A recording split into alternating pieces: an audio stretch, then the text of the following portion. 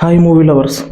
ఇప్పుడే కిష్కింధపురి ట్రైలర్ చూశాను. బెల్లంకొండ సాయి శ్రీనివాస్ అండ్ అనుపమ పరమేశ్వరం వీళ్ళిద్దరూ యాక్ట్ చేసిన కిష్కింధపురి మూవీ ట్రైలర్ రిలీజ్ అయింది. ఇది హర్రర్ థ్రిల్లర్ మూవీ.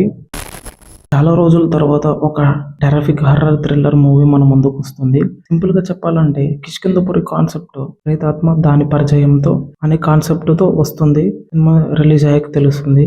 ట్రైలర్ చూస్తుంటే కొన్ని కొత్త క్యారెక్టర్స్ తో అండ్ విజువల్ తో సౌండ్ తో హర్రర్ స్టైల్ ని మనకు పరిచయం చేయబోతున్నాడు డైరెక్టర్ కౌశిక్ తెలియకపోవచ్చు. ఇంతకు ముందు మూవీస్ చూస్తే రావు కబుర్ చల్లగా అనే మూవీ మీరు ప్రతి ఒక్కరు చూసే ఉంటారు. ఆ మూవీ తీసింది కౌశిక్. బెల్లంకొండ సాయి శ్రీనివాస్ యాక్టింగ్ అయితే నెక్స్ట్ లెవెల్ ఉండబోతుంది. అనుపమ యాక్టింగ్ చూస్తే టెర్రఫిక్ పర్ఫార్మెన్స్ ని చూడబోతున్నారు. ట్రైలర్ లో లాస్ట్ షాట్ చూడగానే కళ్ళు చెదిరిపోతాయి. అంటే ఇంతకు ముందు నటించిన పర్ఫార్మెన్స్ వేరు అనుపమది.